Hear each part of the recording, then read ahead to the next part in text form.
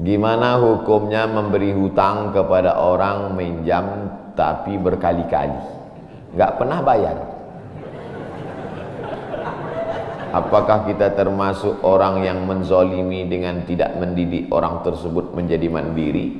Karena sepertinya tak pernah mandiri dan tidak berniat untuk melunasi.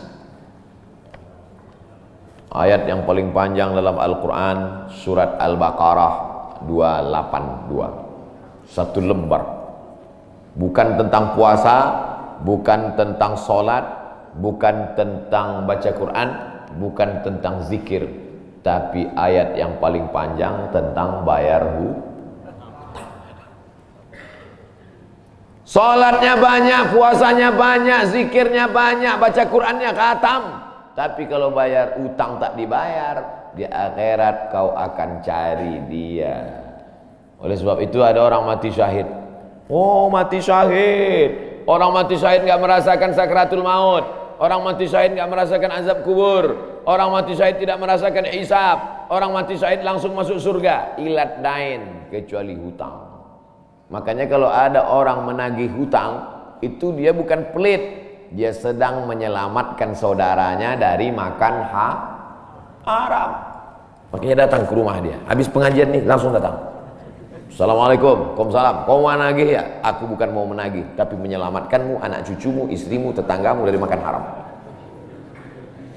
Ya ayyuhalladzina amanu, hai orang-orang yang beriman, hai orang yang percaya bahwa setelah mati dia akan hidup lagi menghadap Allah. Idza tadayantum bidainin, kalau kau menjalin transaksi hutang piutang, ila ajalim musamma, sampai ke batas waktu tertentu, faktubuh, tulis, saya pinjam kepada kamu 500.000, akan saya bayar pada bulan Mei. Tahunnya jelas. Banyak juga bulan Mei, maybe yes, maybe no. Bulan berapa? Bulan Mei tahun 2020. Oke. Sekarang bulan Maret. April 1 Mei 2020 datang tagih. Kapan kau bayar? Mohon maaf aku nggak bisa, istriku baru meninggal, anakku pun sakit. Itu jangan kau cerita panjang lebar, tak tahan air mataku mau menetes. Kalau dia dalam kesulitan, fanaziratun ila maisarah, tunggu sampai dia lapang. Maisarah artinya lapang. Tunggu sampai dia lapang. Setelah dia lapang, datang lagi bulan Juni. Kapan kau bayar? Aku belum bisa. Nampaknya lebih banyak ongkos minyak aku daripada uang yang kutagih. Yang paling bagus, wa anta saddaqu khairul lakum, kau sedekahkan itu lebih baik. Karena aku pun makin datang makin kumat darah tinggiku, kolesterolku pun makin naik. Jadi untuk yang 500.000 itu ku sedekahkan aja, ambil. Tapi yang menghafal ayat ini yang ngasih pinjaman, bukan yang minjam. Sekarang banyak salah hafal, yang minjam pula yang hafal. Begitu kita tagih, kapan kau bayar? Wa anta saddaqu khairul lakum, kau sedekahkan itu lebih baik. Itu ayat aku. Ayat kau 8282. Banyak sekarang orang salah hafal ayat. Jadi dalam Islam hutang piutang adalah ajaran tolong menolong, tertulis dalam Quran. Namanya fikih muamalah. Ada fikih ibadah, sholat, zakat, puasa. Ada fikih jihad, jihad fisabilillah. Ada namanya fikih muamalat. Hutang piutang, gadai menggadai, pinjam meminjam, murabahah, mudharabah, bagi hasil. Maka hutang piutang ini cara tolong menolong. Jangan sampai dihilangkan. Tapi kalau tidak mendidik, maka Islam bukan agama yang memanjakan orang. Ada anak yang kurang ajar kepada orang tuanya. Bagaimana caranya berbakti kepada orang tua yang telah wafat? Apakah anak ini masih dapat ampunan Allah Subhanahu wa taala? Datanglah seorang bapak mengadu kepada Umar bin Khattab. Assalamualaikum Khalifah Amirul Mukminin Umar bin Khattab. Waalaikumsalam. Ini anak saya kurang ajar, tolong dihajar dulu. Kata Umar bin Khattab orangnya bijaksana. dia tidak mau main pukul, dia tanya dulu, kenapa kau kurang ajar pada bapakmu? Hai Umar bin Khattab, kata anaknya, ya, apakah seorang anak itu punya hak terhadap bapaknya? Ya. Apa hak anak? Mencarikan ibunya yang solihah, memberikan nama yang baik, memberikan makanan yang halal. Itu hak anak. Kata anaknya, ibuku tidak baik, makanku tidak halal, namaku pun tak baik. Apa kata Nabi kepada bapaknya? Apa kata Umar kepada bapaknya? Laqad aqaqtahu qabla an ya'aqqa alaik. Sebelum anakmu durhaka kepadamu, kau sudah durhaka duluan kepada anakmu. Jadi kalau begitu, ada anak durhaka, ada bapak ini jangan sampai anak bapak tahu. Nanti dia pulang, anak durhaka kok. Dia senyum, kau bapak durhaka. Ibunya tak baik, namanya tak baik, makannya tak baik. Kasih dia nama yang baik, kasih dia makan yang halal. Kadang-kadang kenapa otaknya tak lurus? Karena makannya tak halal. Dikasih dia makan riswah, makan sogok, makan haram. Kenapa kau kasih makan haram? Gimana lah Pak Ustadz, yang haramnya aja pun payah. Astagfirullah. Allah sediakan alam semesta begitu banyak yang halal, kenapa kau kasih dia makan haram? Jangan pernah kasih anak makan haram. Pesan kakek saya, datuk saya, kalau bahasa kampungnya grandfather.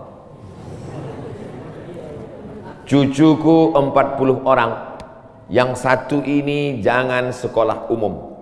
Maksudnya saya tak dikasih sekolah umum, maka saya tak pernah sekolah umum. Sekolah ibtidaiyah, sanawiyah, aliyah, al-azhar, Maroko, Sudan. Tak pernah sekolah umum. Cucuku yang ini jangan sekolah umum. Jangan kasih makan haram, nanti otaknya gelap.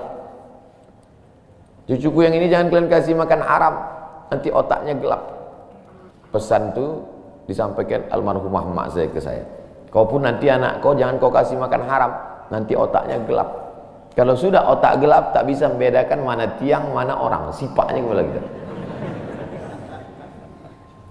Nah, jangan sampai anak kita durhaka gara-gara kita bapak yang durhaka. Kalau anak sudah durhaka, meninggal orang tuanya, setelah itu dia bertobat, bagaimana cara minta ampunnya? Maka dia bersedekah. Mana dalilnya? Seorang sahabat datang menjumpai Nabi. Ummi matat. Ibu saya sudah meninggal. Afa atasaddaqu anha? Kalau saya bersedekah, apakah pahalanya sampai kepada almarhumah ibu saya? Kata Nabi, tasaddaq, bersedekahlah, sedekahmu sampai. Maka wahai anak-anak durhaka yang sudah mati ibu dan bapakmu, maka datang kau habis pengajian ini langsung ke tempat anak yatim, panti jompo, sekolah-sekolah, pondok pesantren. Tanya Pak Kiai, Pak Kiai, apa yang kurang di pesantren ini? WC. Karena pesantren santrinya 1000, WC-nya 2. Bayangkan panjang antriannya. Berapa yang keluar dalam celana?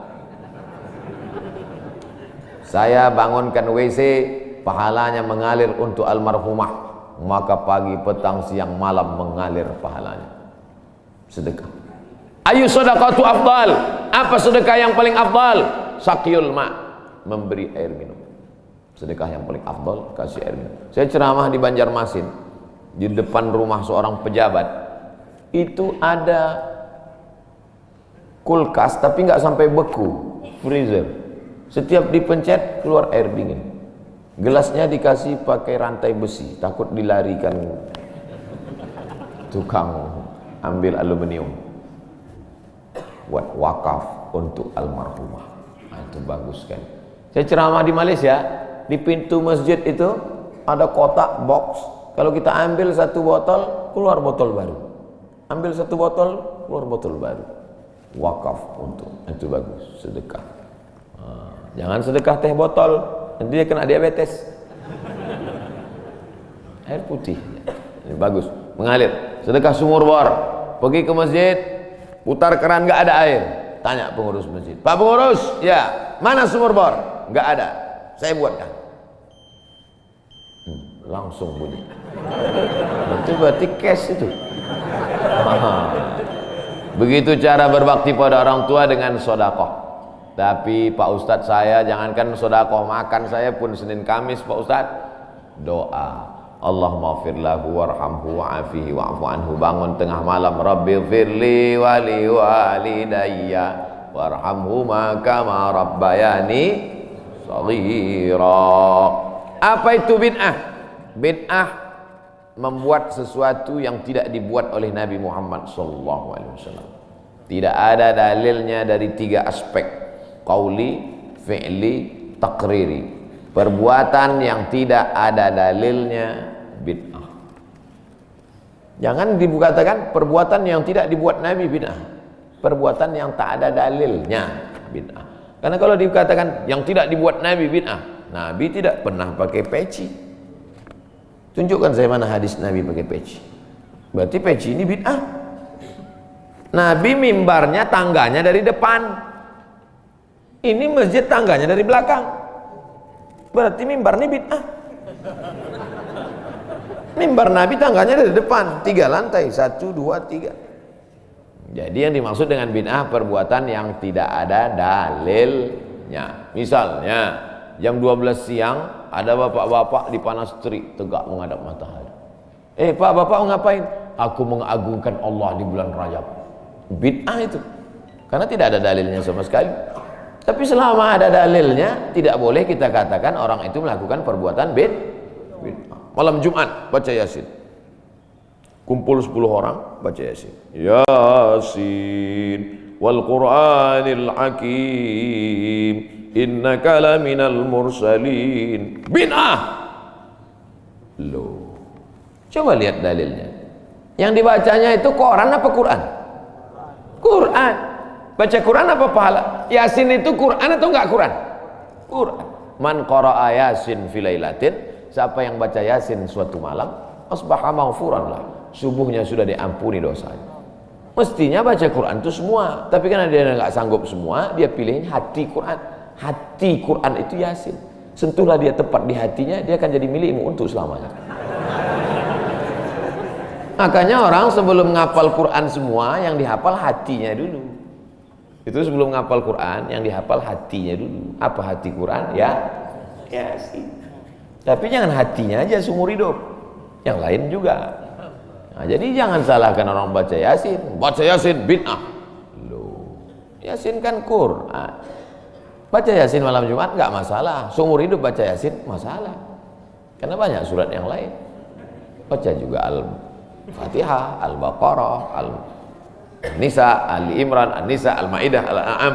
Nah, jadi mudah. Perbuatan tidak ada dalilnya bid'ah. Selama ada dalilnya tidak bid'ah. Ustadz, kiat-kiat apa yang kami lakukan sebagai guru kepada anak didik kami sebelum dan sesudah mengajar agar ilmu mudah dimengerti? SDIT Al-Farabi. Aristoteles, Socrates, Thales, Demokritos itu adalah pemikir-pemikir dari Greek, Yunani kuno. Pada masa abad kedua datang seorang khalifah bernama Abu Ja'far Al-Mansur. Semua buku-buku dari Yunani diterjemahkan. Nama lembaganya Dar Al-Hikmah, Dar Rumah Hikmah Ilmu Pengetahuan. Dibuatlah Dar Al-Hikmah, Rumah Ilmu Pengetahuan. Diterjemahkanlah dari bahasa Yunani ke dalam bahasa Arab. Akhirnya orang Islam pun jadi dokter, Avicenna.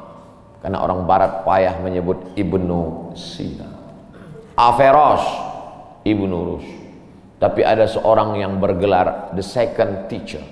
First teacher Aristoteles, second teacher Al-Farabi. Ternyata Al-Farabi ini bukan dari Arab, tapi dari Pomalaa. SDIT Al-Farabi. Ini supaya wali murid tahu. Anak ibu di mana? SDIT Al-Farabi. Al-Farabi itu artinya apa? Ya SDIT. Al-Farabi itu di barat dia diberi gelar the second teacher. Guru pertama Aristoteles, guru kedua adalah Al-Farabi, saking cerdasnya. Artinya apa? Dia tidak hanya diakui dalam Islam tapi juga di luar Islam. Kenapa dikasih nama Al-Farabi? Karena ingin anak-anak kita dalam kepalanya tidak hanya fisika, biologi, kimia, matematika, bahasa Inggris, tapi juga dalam kepalanya ada Quran, hadis, fikih, akidah, akhlak, dan bahasa Arab. Sehingga nanti dia akan menjadi ekonom, tapi ekonom yang beriman. Dia akan menjadi filosof yang bertakwa. Inilah cita-cita alumni Al-Farabi, insyaallah. Amin ya rabbal alamin. Nah, yang pertama kali menjadi guru itu adalah ikhlas. Karena kalau gurunya ikhlas, cakapnya masuk ke hati. Kalau dari mulut ke mulut juga masuknya. Tapi kalau dari hati ke hati juga masuknya. Kira-kira yang saya sampaikan tadi, saya mulai tadi jam 5.15, sekarang jam 6.05, dan 50 menit saya bicara. Masuk tak ke hati Bapak Ibu? Kalau tak masuk ke hati Bapak Ibu, berarti yang ceramah itu enggak dari hati. Dari mulut ke mulut juga masuk. Jangan sampai ke mulut pun tak masuk. Nauzubillah. Yang pertama kali tulus ikhlas. Karena perbuatan yang paling tinggi amalnya adalah menjadi guru. Makanya saya lebih memilih menjadi guru. Saya sampai sekarang menjadi guru. Cuman saya tidak punya kelas. Dulu sempat jadi dosen, habis itu keluar. Kelas saya sekarang masjid, lapangan sepak bola, sama stadion, sama gedung olahraga, sport center Antam. Saya mengajar tidak lagi terbatas oleh dinding kelas. Semua tempat menjadi tempat mengajar. Guru yang pertama harus ikhlas. Yang kedua, tingkah laku perbuatannya. Guru digugu dan ditiru. Guru itu dari mulai cara minumnya aja diikut orang. Guru minumnya tangan kiri. Yang minum tangan kiri itu setan. Berarti kalau ada guru minum pakai tangan kiri, berarti guru setan. Hati-hati jadi guru. Oleh sebab itu maka guru ini luar biasa. Guru ini luar biasa Bapak Ibu. Perbuatan yang tidak putus setelah mati guru. PNS setelah mati putus. Yang kan mati, pensiun aja putus. Apalagi mati. Tapi guru. Saya dulu punya dosen. Kata dia, saya ini lulus hakim. Tapi kemudian saya tinggalkan hakim, saya pilih jadi guru. Kenapa gitu Pak dosen? Karena kalau saya jadi hakim, 1 tahun ada 10 perkara, 10 senang kepada saya, 10 benci. Yang menang senang, yang kalah benci. Tapi menjadi guru, tidak akan ada murid saya itu yang benci kepada saya. Betul. Guru SD saya, berapa kali kepala saya diantukkannya ke tiang. Asal pelajaran saya nggak dapat, diantuk. Begitu reuni, saya cium tangannya. Saya nggak sakit hati, ingat aja dikit. Datang saya belikan hadiah, saya cium tangannya, meleleh air mata saya. Betul, menjadi guru itu adalah nikmat. Maka saya pilih jadi guru. Guru nggak ada pensiunnya. Saya sampai mati saya tetap menjadi guru. Oleh sebab itu maka guru ini luar biasa. Guru pahlawan tanpa tanda jasa. Oleh sebab itu menjadi guru. Oh, tapi jangan gara-gara ini semua pegawai Antam keluar mau jadi guru. Memang ibu bukan guru, tapi ibu menjadi guru bagi anak-anak ibu. Bapak jadi guru bagi keluarga bapak. Itu kita sudah menjadi guru insya Allah. Emak saya perempuan yang biasa, dia bukan guru, dia bukan PNS, dia bukan kepala sekolah, tapi dia menjadi guru bagi kami, anak-anak. Kalau kami pulang bawa main-mainan, dia tanya, mainan ini dapat dari mana? Dari jalan mak, antar ke tempat kau jumpa tadi, karena tak tahu itu punya siapa. Nanti di akhirat ini akan kau pikul menghadap Allah SWT. Sampai hari ini kalau ketemu barang-barang di jalan tidak berani bawa pulang, ingat pesan almarhumah emak itu. Mungkin cakap ustaz tidak masuk ke telinganya, tapi kata-kata ibu luar biasa. Ibu-ibu, bapak-bapak, nanti kalau mau sakratul maut, pesan paling jitu sampaikan pas mau mati. Jangan makan haram. Luar biasa itu, mereka berkesan. Sampai anak cucu akan mereka sampaikan. Nenekmu dulu ketika mau mati pesan terakhirnya, jangan makan haram. Baru sebut la ilaha illallah. Pertama, ikhlas. Yang kedua, perhatikan tindak tandukmu, kau dikugu dan ditiru. Yang ketiga, insya Allah bangkitkan semangat. karena setelah kau mati akan mengalir pahalanya. Abdul Somad kalau mati meninggal dunia, setiap bulan Rajab, bapak-bapak, ibu-ibu, anak-anak bapak, cucu bapak, ibu yang hadir-hadir nih, anakku yang kecil, setiap bulan Rajab mereka beramal. Abdul Somad sudah mati dimakan cacing tanah di Pulau Sumatera, di Riau, pahalanya tetap mengalir. Dari mana? Dari Pomala. Bismillahirrahmanirrahim. Assalamualaikum Ustaz. Waalaikumsalam. Apa tips cara meraih kesuksesan yang berkah di masa muda?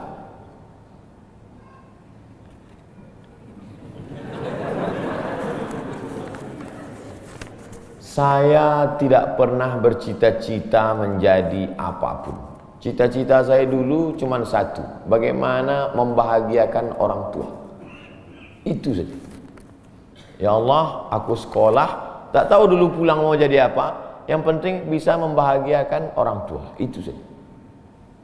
Jadi setelah itu sampai, ya sudah, bisa menyenangkan hati orang tua, bisa, itu saja. Maka selalu saya sampaikan di kampus-kampus kepada mahasiswa, kalian kalau belum bisa membahagiakan orang tua, jangan menyusahkan orang tua. Ini kadang baru ngelihat namanya aja di HP dah kumat darah tinggi emaknya. Kalau belum bisa membahagiakan dia, jangan menyusahkan dia. Maka saya di Mesir 4 tahun tak pernah saya minta duit. Tiba-tiba udah sampai ke Mekah. Mak, aku udah di Mekah. Dari mana kau dapat ongkos? Ada tabunganku sikit-sikit. Pergi ke Mekah, kerja, pulang, bayar hutang. Jangan pernah menyusahkan orang tua. Oleh sebab itu cita-citanya yang pertama mencari ridha Allah. Ridha Allah fi ridhal walidain wa sukhutullah fi sukhutil walidain. Pulang saya ke kampung, saya mau beli tanah berapa meter, ternak lele, tanam cabai, daun ubi, malam mengajar ngaji. Cita-cita saya kecil aja. Tak ada cita-cita mau jadi ustadz viral disambut di airport, tak ada. Terus kata mak saya, masa kau S2 tinggal di kampung, pergilah ke kota. Akhirnya saya menghonor jadi dosen, siang jadi dosen, malam ceramah di masjid, direkam, diupload, khutbah diupload, like and share, akhirnya viral. Diusir beberapa kali, makin viral. Dibully, makin viral. Akhirnya yang membuli saya taubat sekarang. Ini orang makin dibully, makin viral. Udah kita diamin aja lah. Itu semua itu kerja kita atau kerja Allah? Kerja Allah. Kerjakan kerja kita, urusan Allah biar Allah yang ngurus. Kita hidup ini sama macam bawa pancing. Kita tugas kita ambil bambu, pasang kail, cari cacing, letakkan. Masalah ikannya datang tak datang itu urusan Allah. Ini kadang banyak orang ngurus urusan Allah yang dia urus. Urusan Allah yang kau urus. Kata Allah, yang mendatangkan ikan ini urusan aku. 10 pancing pasang, itu urusan kita. Tarik pancing 1, cacingnya hilang. Cari pancing 1, kailnya hilang. Cari pancing 1, talinya hilang. Yang ke-10, bambunya hilang. Marahkah kita? Tidak. Karena urusan kita sudah selesai. Serahkan urusan Allah. Pulang ke rumah, rupanya Allah mau kasih kita bukan ikan mentah, tapi ikan masak. Banyak orang terlalu berpikir hidup ini kau buat saja urusanmu, urusan Allah. Urusanmu berangkat dari rumah kerja, masalah hasilnya urusan Allah. Berapa banyak orang bekerja tapi tak dapat apa-apa. Betul? Kalau sudah rezeki tak kemana. Tapi jangan gara-gara ini lalu bapak enggak kerja. Dibangunkan ibu besok pagi, bang, abang enggak kerja masuk kantor. Urusan Allah. Kalau ada suami ibu seperti itu, ibu jangan marah, biarkan aja. Nanti jam 12 dia bangun, dia lapar, dia tengok, mana makanan? Ibu jawab, urusan Allah. Harus ada usaha dan ikhtiar. Pertama, niat cari ridha Allah. Kedua, senangkan orang tua. Ketiga, berusaha. Setelah itu, tawakal Allah. Hidup jangan susah. Hidup sudah susah, jangan bikin susah. Hidup sudah pahit, jangan minum kopi pahit. Apa hukumnya suami menyembunyikan uang dari istri.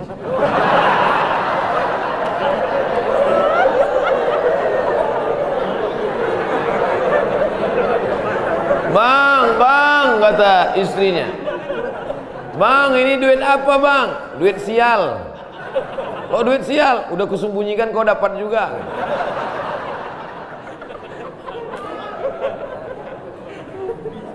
Bapak menikah sama ibu, ibu menikah sama bapak. Apakah hartanya jadi satu atau harta masing-masing?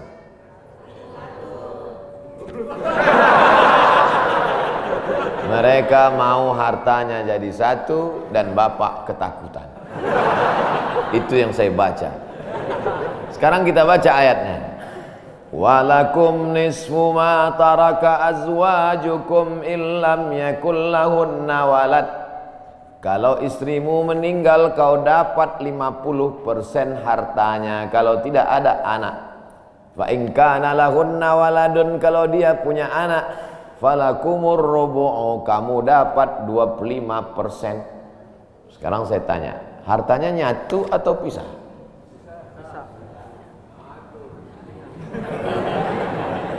Memang kalau belum sarapan susah nangkap. Saya ulang sekali lagi. Walakum nisfu ma taraka azwajukum. Hai para suami, kamu dapat setengah harta istrimu kalau tidak ada anak. Fa in kana lahunna waladun, kalau ada anak kamu dapat 1/4. Artinya hartanya misal. Harta bapak beda, harta ibu beda. Ibu kerja, punya kebun, punya tanah, punya speedboat, itu harta dia.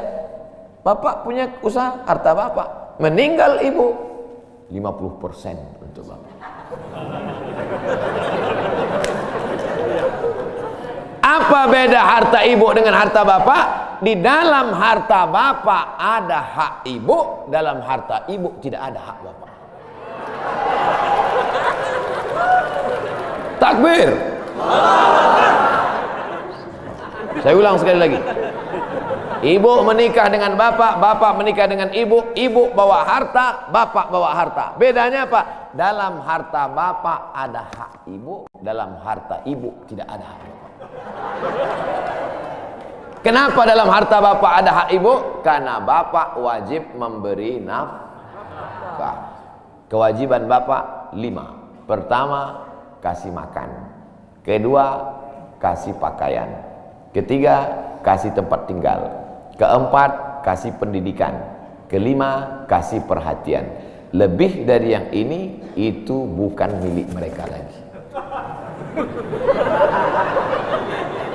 Jelas? Ini ada sekarang suami setelah menikah, pas dilihat surat apa semua, tak ada punya dia. Semua atas nama istrinya. Ini orang kalau meninggal, ini tidak kena azab kubur. Karena di dunia sudah terlalu azab dengan istrinya.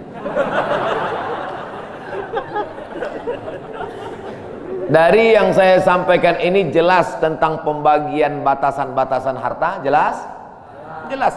Jadi tidak serta-merta setelah menikah, jangan mau anak perempuan kita ditipu laki-laki. Istriku, mana surat mobilmu, mana surat tanahmu, tadi kita sudah akad nikah, semua hartamu, milikku, surgamu di bawah tapak kakiku. Tidak begitu. Makanya laki-laki harus ngerti, perempuan juga harus paham. Kalau tidak, sedang main bola aja ada aturannya, statuta. Kalau tidak akan hancur. Tapi insya Allah jelas itu. Pak Ustadz minta tolong doakan ibu saya, sudah lama sakit. Nanti kita doakan di akhir majelis. Bukan cuma ibu bapak, ibu-ibu semua kita doakan. Bagaimana niatnya doanya? Bagaimana niatnya doanya mandi taubat? Nawaitu, aku berniat ghuslat taubat, mandi taubat. Saya nggak bisa bahasa Arab Pak Ustaz, bahasa Indonesia, bahasa Makassar, bahasa Jawa, bahasa Batak, bahasa Mandailing, bahasa Aceh. Saya niat mandi taubat karena Allah Ta'ala. Bagaimana cara mandinya Pak Ustaz? Seperti mandi wajib, basah dari ujung rambut sampai ke ujung kaki. Di mana mandinya Pak Ustaz? Di laut bisa. Kolaka ini 30% saja daratan Pak Ustadz, yang 70 adalah lautan. Nah, mandi di laut. Apalagi kalau sampai ke tengah laut, bukan cuma dosanya hilang, orangnya hilang sekali.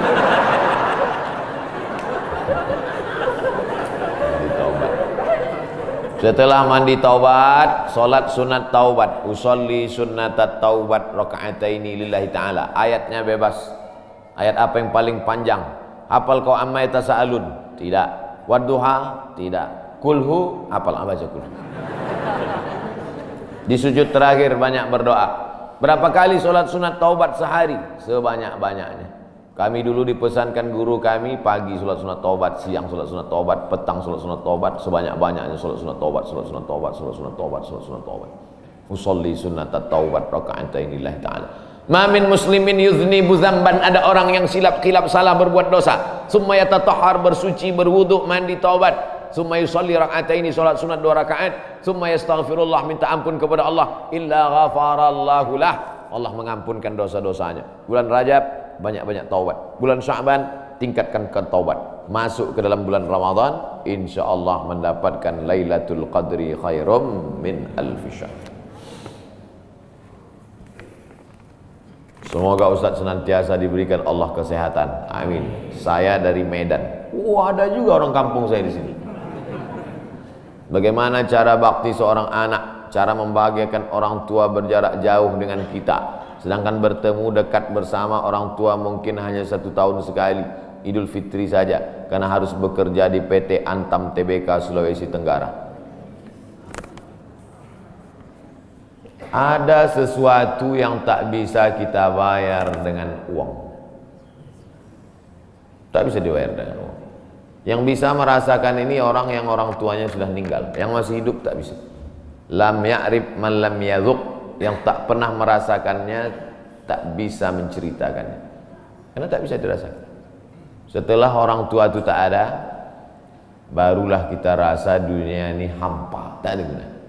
Duit itu tak ada gunanya, mobil itu tak ada gunanya, rumah itu tak ada gunanya, apapun tak ada gunanya. Waktu dapat saya gelar doktor dari Sudan, pulang saya ke rumah, tak ada gunanya, tak bisa lagi diceritakan. Dulu apapun yang dapat diceritakan, mak, aku dapat sorban dari mak, aku dapat peci. Setelah pulang tadi, pulang dari Brunei dapat gelar visiting profesor di Universitas Islam Sultan Syarif Ali. Tak ada gunanya, hampa. Paling-paling ditulis di baleho aja, profesor, doktor. Untuk menunjukkan bahwa kita bukan ustadz kaleng-kaleng. Nanti setelah dia tidak ada, barulah kau cari mana kain yang pernah dia pakai dulu, mana sajadah yang dulu dia pakai waktu sholat, di mana dia dulu sering duduk. Bekas tempat duduknya aja pun bisa menghilangkan rindu. Bekas tempat dia duduk dulu, tempat dia duduk makan kacang sambil minum teh. Duduk kau di situ bisa menghilangkan rindu. Quran yang dia baca dulu lengkap dengan rehalnya. Bangun kau tengah malam, kau bentang sajadah, duduk kau di situ, kau buka Quran yang dia baca dulu, hilang rindu. Tapi setelah dia tak ada, makanya mumpung dia masih ada, ciumlah tangannya, peluklah badannya, ciumlah keningnya. Kalau kau ada duit, kirimlah. Tak bisa, karena cari makan jauh Pak Ustaz. Mesti terbang dari Sumatera sampai kemari. Apa boleh buat? Memang begitu kondisi ekonomi kita sekarang. Allah tidak marah. Tapi kalau kau mampu, kirimlah. Siapa orang yang kira-kira bisa digaji, dibayar untuk memasakkan dia di rumah? Berkirimlah. Karena sampai masanya nanti duit yang banyak itu tidak ada gunanya. Sebanyak apapun kau simpan tak ada rasanya lagi. Hampa, tak ada gunanya. Maka mumpung dia masih ada. Idul Fitri paksa-paksakanlah pulang. Mahal tiket pesawat, tabunglah. Teleponlah. Masih ada dia menyambut teleponmu, berikan HP yang kira-kira lama dia pakai, tinggalkan. Mak, ini chargernya, ini handphonenya, ini baterainya, persiapan kalau rusak, pasangkan di sini. Nanti kalau aku telepon, sampai masanya nanti handphonenya berbunyi tapi tak ada yang angkat. Selagi dia masih ada, senangkanlah hatinya. Kirimkanlah kain. Kain itu tidak akan dia pakai, tapi insya Allah menyenangkan hati dia. Ketika hatinya lapang, lapang rezeki. Ketika hatinya senang, senang hidup. Tapi kalau sudah hatinya sempit, meleleh air matanya, rindu karena tak pernah kau telepon, disitulah awal azab Allah datang. Kau akan berenang dalam kesengsaraan. Mudah-mudahan Allah mengampuni dosa kita semua, dosa ibu bapa. Ala hazihi niyah al-fatihah. A'udzubillahi minasyaitonir rajim. Bismillah. Alhamdulillah rabbil alamin. Ar-Rahmanir Rahim. Maliki yaumiddin. Iyyaka na'budu wa iyyaka nasta'in. Ihdinas siratal mustaqim.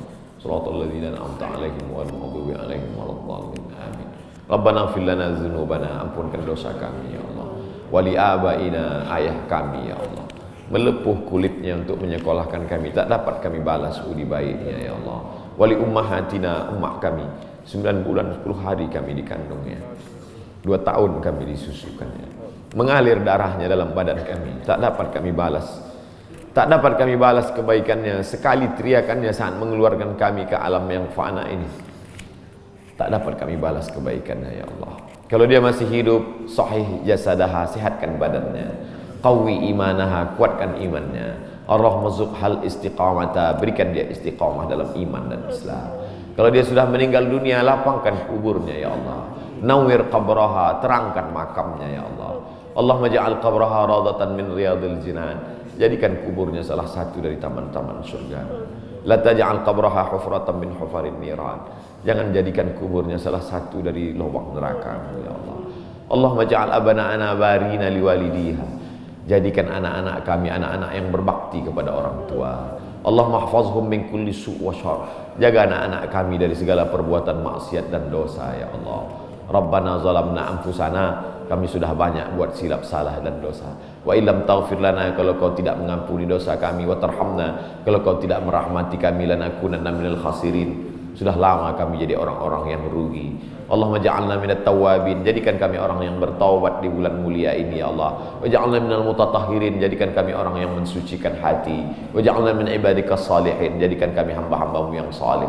Allahumma ja'al akhira kalamina inda intihai ajalina, kalau ajal kami sampai, malaikat maut tiba mencabut nyawa kami, jadikanlah yang terakhir keluar dari mulut kami la ilaha illallah Muhammadur Rasulullah SAW. Kalimatu haqqin 'alaiha nahya, dengan itu kami hidup, wa 'alaiha namutu, dengan itu kami mati, wa biha nub'atsu, dengan itu kami nanti akan dibangkitkan di padang mahsyar. Rabbana atina fid dunya hasanah wa fil akhirati hasanah wa qina adzabannar. Wa sallallahu ala sayyidina wa maulana Muhammad wa ala alihi wa sahbihi wa sallam. Walhamdulillahi rabbil alamin. Taqabbalallahu minkum.